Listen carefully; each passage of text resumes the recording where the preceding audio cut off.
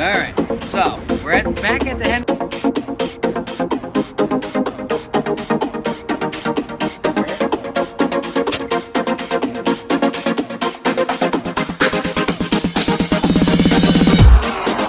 Roll call 219 here. This is the last day of turkey hunting.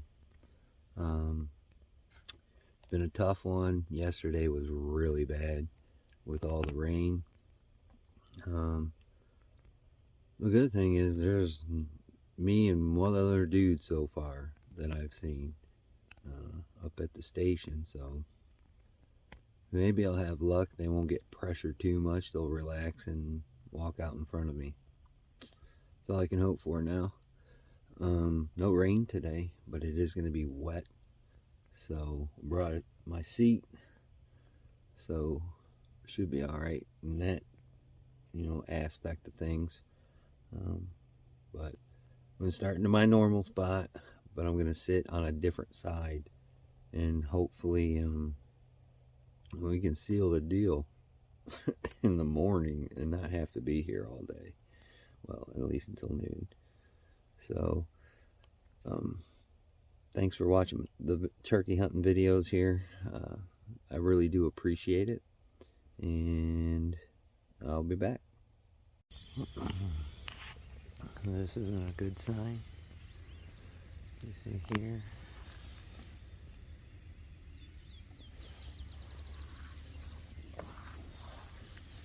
There. I wonder why I didn't hear any turkey this morning. Because there's dogs in the area. There's a turkey.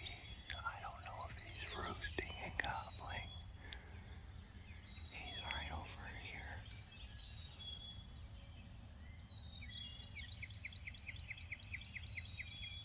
I don't know.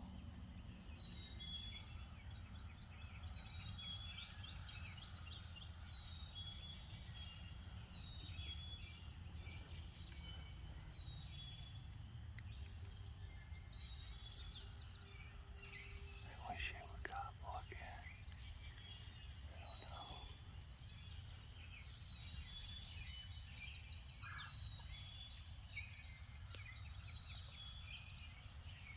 It sounds like he's still in the roost.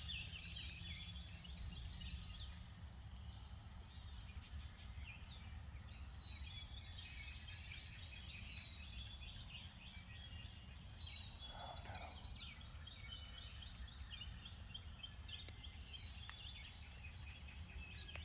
I can't see anything up there.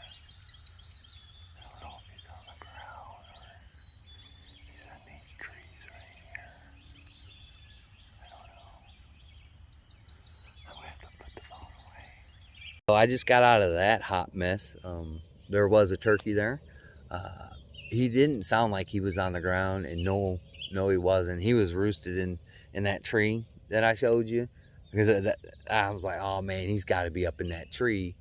So I waited for him to move. I'm like, he's got to move sometime, and he did. And he looked to his right, and you could see his beard flopping. Oh, that's a good beard, man. And it's probably it's a mature bird, because his gobble is really good. And he flew down on the other side and gobbled again. And the difference between private and public: private, you can manicure it really well and still keep the natural beauty. Here it's like they just let everything go wild, cut a half-ass trail, and they're like, oh, have fun. And it's like, man, come on, man. Like, this side here, this is done pretty well. Like, this field out here, done pretty well. Back, it's like they stopped here, and then they went and did their thing, and it's like, why didn't you finish the job? I don't know. Now I hear cops. Great. Wasn't me. But, I mean, that's the difference between private and public, man. You can still keep the landscape of the woods, but make it huntable and make navigation a little bit easier, you know. And in some parts of this place, like, it looks like they'll put, you know, $2 million into one part, and they'll send a dude down there with a tractor and do a couple of laps, and that's it in some spots. And it's like, come on, man, make navigation a little bit easier. And then you get trapped into these spots, man, where it's not done well, and it's a done deal, you know. So I mean, that's the big two things about public and private, man, that you can really landscape your private land and get it to where, you know, you can navigate it, where you can hunt it. Like, there's just some parts in this place where it's just unhuntable, and it's like, why haven't you done anything with that part, you know? But you make a 500,000 bird watching station. Like, okay, you know, it just rubs me the wrong way. And you only have so much time to hunt turkey here when you get drawn. You know, you have a handful of hours to do it. But when I had to walk almost 200 yards around, you know, that's just too much. And some people would be like, "Oh, go somewhere else." The problem is, where these birds are, if I go to that spot, I have to get in my truck, I have to drive there. And that's what, 10-15 minutes. And by the time you get there, there's going to be, you know, a ton of people there. You know, it gets frustrating. And I know there's birds here in this spot because I've been on them for 3 days. You know, this is the 3rd day in a row.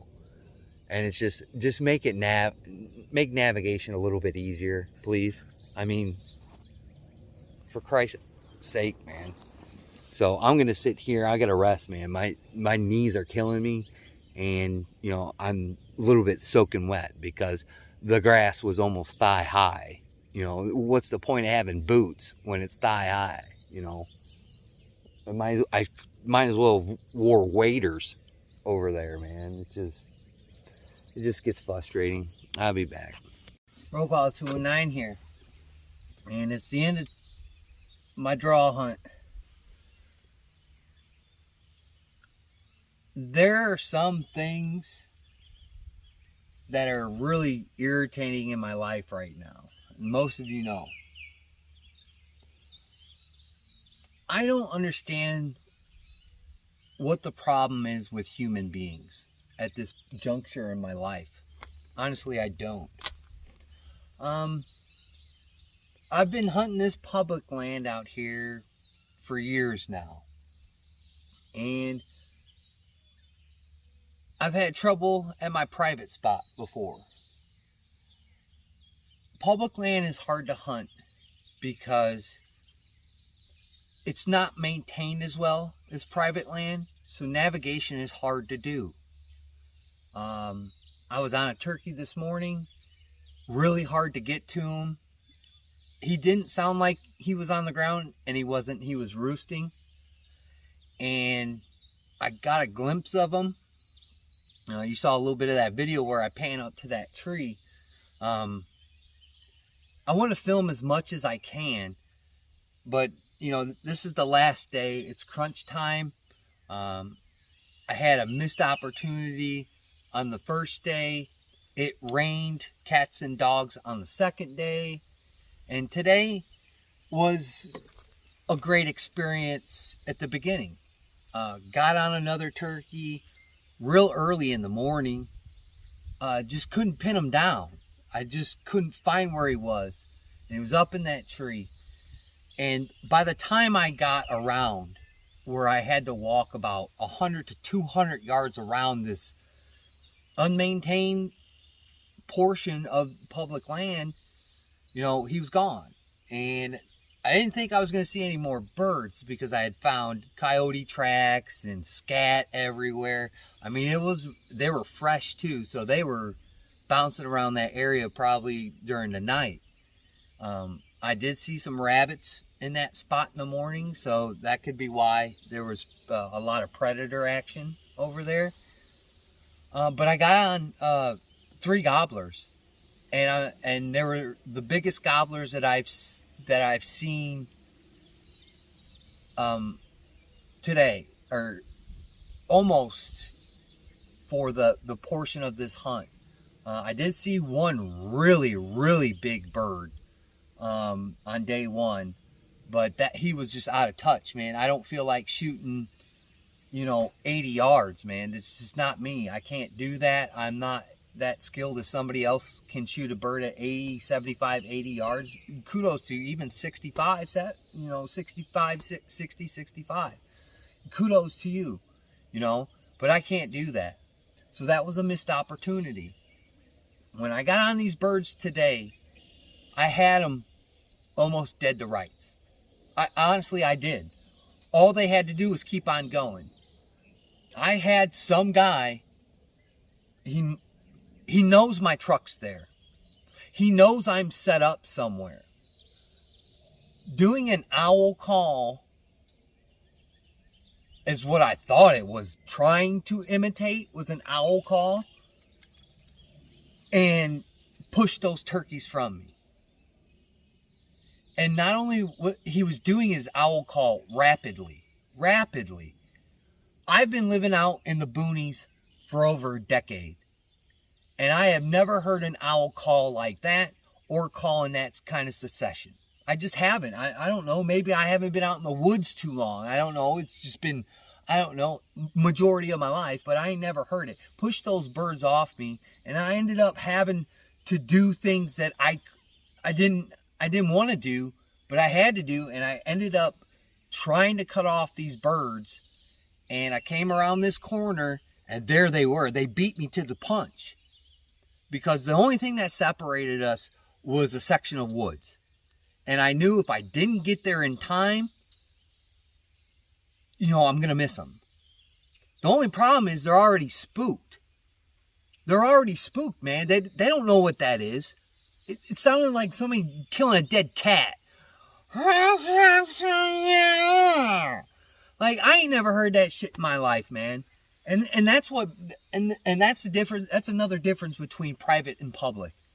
If you're on private land and you're screwing up hunts, or you're Karen or a Kevin or whatever they call them nowadays, dude, you get a ticket for that and you get fined.